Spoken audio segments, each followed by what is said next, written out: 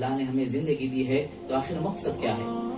اللہ نے ہمیں زندگی دی ہے تو زندگی کو ہمیں حقیقی مقصد تک پہنچانا ہے۔ وہ مقصد کیا ہے؟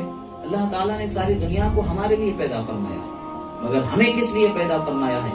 اس کی عبادت کے لیے اللہ نے پیدا فرمایا، اس کی اطاعت و فرمانبرداری کے لیے اللہ نے ہمیں پیدا فرمایا۔ جب ہم خدا و رسول کی اطاعت و فرمانبرداری کی طرف قدم بڑھانے لگیں گے تو ہمارے گھر میں بھی حالات بدلنے لگیں گے۔ آج ہم سوچتے ہیں عمر جب ڈھلنے لگتی ہے تو بچوں کی زبانی جب تیز جواب سنتے ہیں اور ان کے زبانیں سخت ہونے لگتی ہیں، جواب پر جواب، ترکی پر ترکی، جب ان کی طرف سے ہمارے پاس اخلاق و کردار کی گراوٹ کا نمونہ اپنی آنکھوں سے ہمیں دیکھنے کا موقع ملتا ہے، اس وقت پر ہم افسوس کرتے ہیں پتہ نہیں کیوں ہمارا بچہ ایسا ہو رہا ہے، پتہ نہیں کیوں ہمارا بچہ ایسا ہو رہا ہے۔ مگر افسوس کہ بچے کو اس اخلاق تک پہنچنے سے پہلے آپ ہی کے بچہ آپ ہی کے گود میں اخلاق سیکھنے والا تھا۔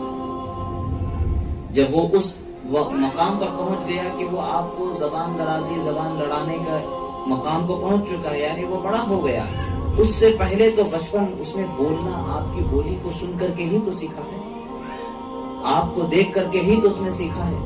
آپ کو سوچنے پر اپنے آپ کو مجبور کرنا چاہیے کہ میرے کون سے اخلاق کو دیکھ کر کے میرا بچہ یہ بد اخلاقی کی طرف گیا، وہ میرے کون سے اخلاق تھے کہ جس سے میری اولاد اس قدر بد اخلاق بن گئی۔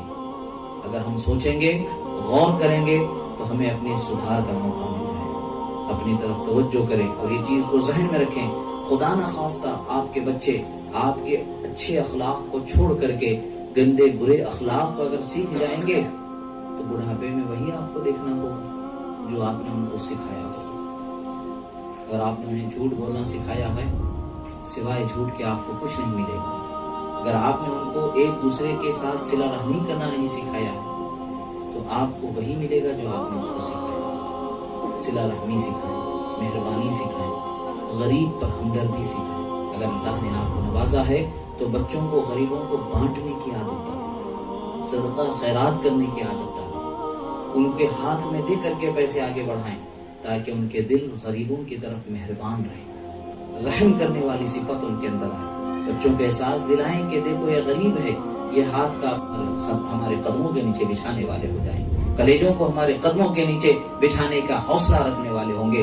ادب، محبت، احترام، اخلاق کا اظہار اور خیال کرنا، یہ ساری خوبیاں ان کے اندر پیدا ہوتی چلی جائیں گی۔ گھریلو معاشرہ، گھریلو حالات، ایک دوسرے کے ساتھ لڑائی جھگڑا، یہ آٹومیٹکلی ختم ہوتا چلا جائے گا اگر ہم اپنے آپ کو بدل لیں گے۔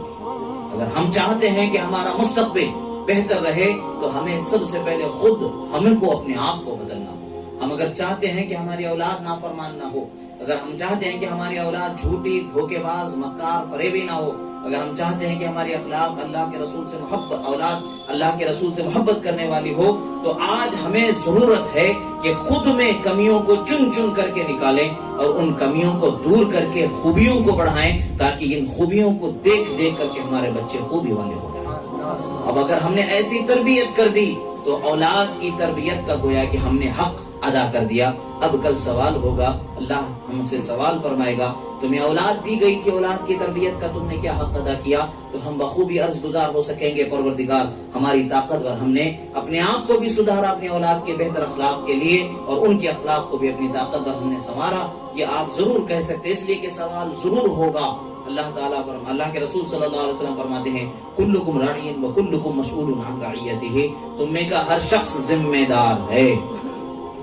دوسروں کو گائیڈ کرنے والا، لیڈ کرنے والا ہوتا ہے۔ جس طریقے سے آپ کے گھر میں ہیں تو آپ کم سے کم گھر کے چند افراد کو تو آپ گائیڈ کرنے والے ہوتے ہیں۔ شوہر ہے تو بیوی بچوں کو گائیڈ کرنے والے ہوتے ہیں، ماں ہے تو بچوں کو گائیڈ کرنے والے ہوتے ہیں، بڑے ہیں تو چھوٹوں کو، چھوٹے ہیں تو ان سے چھوٹوں کو۔ اس طریقے سے ہر ایک شخص کی کوئی نہ کوئی ذمہ داری ضرور ہے۔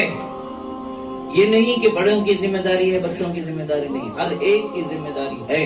اور قیامت میں ہر ایک کی ذمہ داری کا برابر سوال کیا جائے گا اور برابر حساب لیا جائے گا۔ ہر ذمہ داری کا برابر ہمیں حساب دینا ہے، جواب دینا ہے۔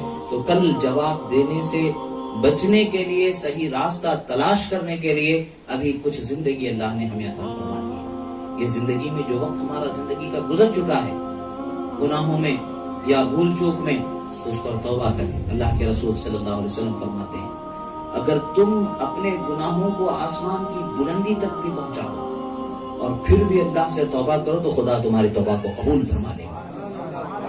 ہمارے گناہ اگر آسمان کی بلندی کو چھونے بھی والے ہیں، مگر ہم سچے دل سے توبہ کریں گے تو یقیناً رب تعالیٰ معاف فرمانے والا ہے. اللہ تعالیٰ کی بارگاہ میں معافی کا دروازہ کھلا ہے، معافی کا دروازہ ضرور کھلا ہے، مغفرت کا دروازہ ضرور کھلا ہے. ہمیں خود پر غور کر کے ہمارے اولاد کو ہمیں کیسے ایک بہتر مستقبل میں اور ایک بہتر زندگی میں، انہیں ایک اچھے ماحول میں کیسے ڈھالنا ہے، یہ ہمارے ہاتھوں میں اللہ نے رکھا. ہم اگر نماز جانے کا خیال کرتے ہوئے اپنے اولاد کو ساتھ لے کر کے مسجد جانے لگیں گے، یقیناً آپ کے بچوں کو سمجھ میں آئے گا کہ مسجد جانا ثواب کا کام. اب اگر آپ اپنے بچوں کو گھر میں وضو کر کے نکلتے ہیں اور بتاتے ہیں ابا مسجد میں بھی تو وضو خانہ ہے، گھر سے وضو کر کے کیوں جا رہے، کیا بات ہے؟ آپ بتا سکتے ہیں بیٹا ہر قدم پر نیکیاں مل رہی ہیں، ہر قدم پر نیکیاں مل رہی ہیں.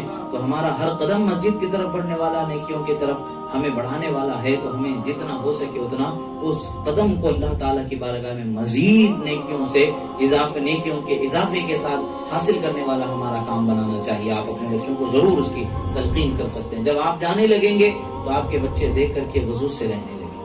اللہ کے رسول صلی اللہ تعالی علیہ وسلم فرماتے ہیں وضو سے رہنے کی عادت ڈالو، اس لیے کہ وضو سے رہنا پاکیزگی ہے. جب تمہاری ظاہری پاکیزگی سلامت رہنے لگتی ہے تو جب اس پر تم مداومت کرو گے تو تمہارے دل کی پاکیزگی سمجھنے لگے.